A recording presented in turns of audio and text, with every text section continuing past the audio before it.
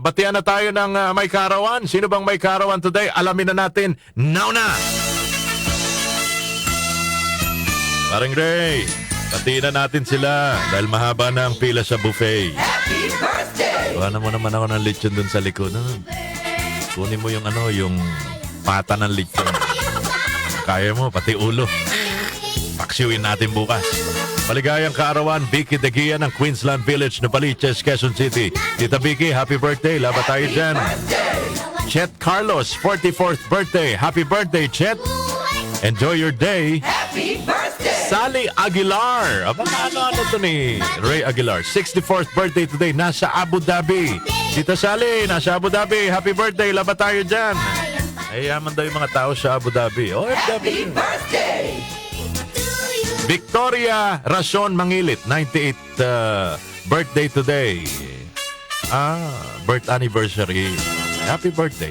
Nola Borlongan Cabrera. Nola ba to o Nora? Borlongan Cabrera ng Santol, Balagtas, Bulacan. Maligayang kaarawan. Sa lahat po naman nagdiriwan ng kaarawan today, enjoy your day because it's your birthday.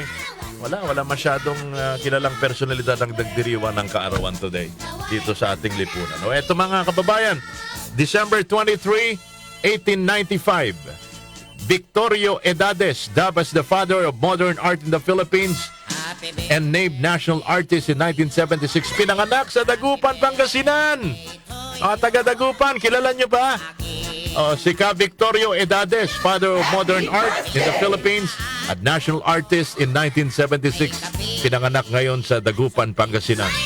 Di ba mga local hero, mga personalidad sa Dagupan. Birthday din ngayon sa lahat po ng mga miyembro ng The Church of Jesus Christ and Latter-day Saints o Mormon. Mga Mormon, birthday ngayon ng founder ninyo, mga kababayan, si Joseph Smith. Happy birthday! Pinanganak December 23, 1805. Joseph Smith, mga nakakuha ng golden tablet, mga kababayan. Kaya nabuo yung Book of Mormon daw eh. Dahil sa nakuha niyang golden tablet na itinuro ng anghel. Aso si Joseph Smith eh. Ang dami naging asawa eh. Ege, happy birthday! Gagalitan ako ng auntie ko nito. Totoo naman eh. Ilan ba naging asawa ni Joseph Smith? Diba? Saka yung mga sumunod na naging president. Anyway, kanya-kanya lang pinaniniwalaan yun. So, happy birthday! Parang Joseph Smith.